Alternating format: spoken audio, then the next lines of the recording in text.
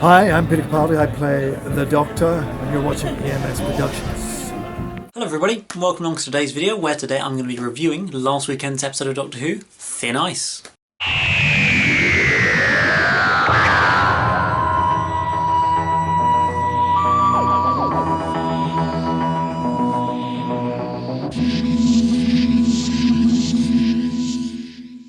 So, Thin Ice, episode 3 of series 10 of Doctor Who this year, finally a series back going, and it was another nice episode from Sarah Dollard, who of course wrote Face the Raven for series 9, and I thought she did a really good job of it again for series 10. I must admit I really enjoyed this episode. I think it was probably my favourite episode so far. I thought just in particular some of the dialogue between the Doctor and Bill was brilliant. I mean, the Doctor I thought was brilliant for this episode. Piso really sort of I don't know, didn't sort of step it up, but just had a lot more to play with, I think, in this episode compared to particularly the last episode, where it was more about Bill. The Doctor just had a few sort of, lots of brilliant lines, the great sort of speech a little bit later on and everything.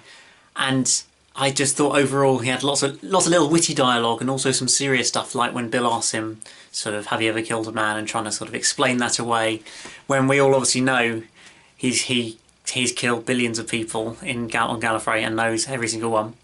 But he's just sort of trying to cover it up to Bill kind of thing, and just the sort of slight pain and rage inside you can see from him when he sort of has to say how many people he's killed, how many people he's seen being killed. I thought that Peter just played that brilliantly, and just throughout the episode he sort of just, I thought, really played the Doctor brilliantly. And I also thought that Pearl really probably put in her best performance so far playing Bill. She really sort of there was a few more emotional scenes involved in this episode where she really just sort of showed how brilliant an actress she is. And I just quite liked, actually, almost just one sort of plot and story-wise, that kind of have Bill's reaction to seeing someone die. Because although I think it often gets overlooked, the fact that all these companions have never seen someone die before, and it just kind of happens and they sort of go, okay. Whereas with Bill, it feels like a much more real reaction. If you stood there and watched someone die, I think you would probably be a little bit more disturbed and unnerved than maybe companions have been in the past. So I thought that was really good to give a bit more of a sort of exploration of how a normal person would react to seeing someone die in front of their faces in that sort of a way, and to see Bill's sort of anger at it, and knowing the Doctor, she's sort of angry and trying to get the Doctor to save that little boy and everything. I thought that was just really brilliant for Sarah Dollard, presumably it was her, to sort of bring that in as an idea, and something that I don't think's really been explored before. So I thought that was a really good moment, and Pearl pulled off the emotional part of it absolutely brilliantly again. And I think this is again just showing how much of a sort of normal person Bill is. She's very much just reacts like a normal person, talks like a normal person, just feels much more relatable, I think, than Clara did. As much as I say I do really like her as a character, I just think that Bill is a more relatable character to us, to sort of a normal person. And I think that's good to have that bit more of a way into the show with a more relatable character than maybe we've had for the last couple of series. Now, plot-wise, this episode was kind of another sort of monster of the week kind of episode, fairly sort of self-contained, not too much going on with it. This giant monster underneath the Thames that's actually been there for centuries, sort of been passed down through this rather horrible family of sort of important people, and suddenly they're going to use sort of all these people on the Thames to feed it, to keep it going, and then it'll rise up or something like that. And it was, yeah, it was just a pretty standard sort of new monster of the week kind of thing, but obviously with a slight twist that the monster's always been there for thousands of years, and actually it was the human who was kind of the most evil and nasty person of the episode. And particularly I loved Peter's scene where he got to punch him in the face, because he wasn't so happy about the racism going down there. I must admit I really did like that scene, sort of, I guess, a bit reminiscent of a Third Doctor moment there with John Pertwee's good old Venusian Aikido, bringing that back for 12 in a slightly different sense. I just thought that was another brilliant little moment from the episode. But I think this episode really did help to sort of strengthen even more the relationship between the Doctor and Bill. It kind of, initially after they'd seen this child die, it sort of seemed to push them away, but I think then the Doctor kind of really showed to Bill who he is, and just kind of drew them even more back together, and sort of even more friends. So I think they're sort of built a really strong relationship through these first 3 episodes, which I think will sort of continue into the coming episodes, where I'm sure a few things might go down. And this episode, I did notice some sort of parallels to a couple of episodes in Series 8. There was the sort of moment where the Doctor says, "It's up to you, Bill, it's your decision of what happens at the end," which is kind of like Kill the Moon, where the Doctor said, "It's down, I'm not a human, it's down to the human to make the decision," which kind of pissed off Clara. Whereas in Bill, she's like, "Cool, okay, yeah, let's save her, of course, that would be what you'd have to do." And I just sort of noticed that very strong parallel to that episode back there, which was just sort of a nice little, I guess, a little nod to a previous episode. Definitely, once again, one of the highlights of the episode was the sort of stunning setting and visuals of the story. It was very, very impressively realised sort of setting of that whole snowy kind of Thames setting. It potentially could have gone wrong when they didn't. It was all fake snow and all this kind of thing, but as Doctor Who has been pulling it off recently, they've pulled it off again with another absolutely stunning setting throughout. I mean, the CGI on the actual monster was a little bit iffy, I thought. Clearly they never really wanted to show too full of a shot of the monster, because otherwise it probably would have shown up how bad it was. I mean, the shot of sort of the eye under the water was really good, really impressive. That whole sort of underwater sequence was really well shot, and sort of CGI and everything was very impressive. But then that shot at the end, when you see it sort of jumping up and down the water as it's sort of leaving, it was just a little bit lacking, it felt. It just didn't feel too realistic. It did feel like it was CGI. I mean, with that kind of thing, clearly they didn't want to put too much money into it, probably saving it for later in the series a bit. And there's always, with that sort of just big kind of blobby alien sort of thing, there's not always so much you can do to make it look massively realistic. But I just noticed that felt a little bit disappointing. But it wasn't a major thing, it was just a little something. In terms of the sort of resolution of the plot, again, it wasn't quite as bad as in Smile. It wasn't sort of over in 2 seconds kind of thing, but it was a sort of, I guess, a relatively rushed kind of thing. Within sort of a minute or two it was all completely resolved, as is often the way. It was still quite a clever idea from the Doctor, sort of using the powder, whatever it was, the explosive stuff in those barrels to blow up the chains on, sort of re-rig it and blow up the chains on the creature to set it free, rather than and basically it was Lord Sutcliffe kind of doing that without even realising. So I thought that was quite a little clever resolution, but it was all over quite quickly once again, as we have seen in the last couple of episodes, that it's all sort of been resolved in next to no time, I guess. One of the moments that I really liked sort of early on was when Bill's asking the Doctor about sort of the rules of travelling to the past and everything, and then the Doctor's little joke about some guy called Pete, which I just found quite a fun little moment. He stepped on a butterfly and you forgot him, he was even there.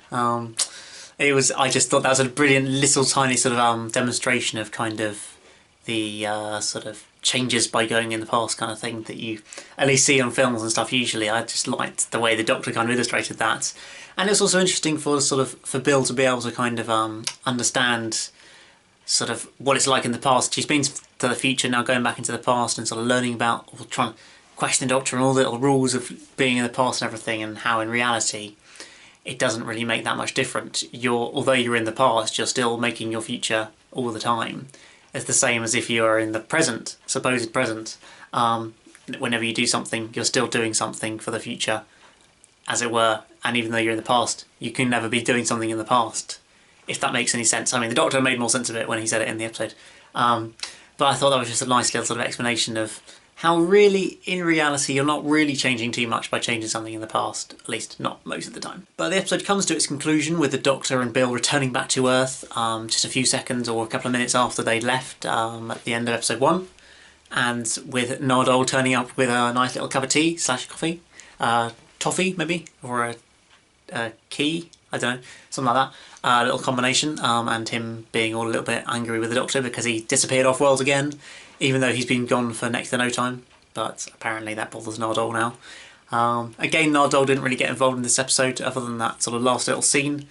And of course we had another little hint at this magical vault, what's in the vault.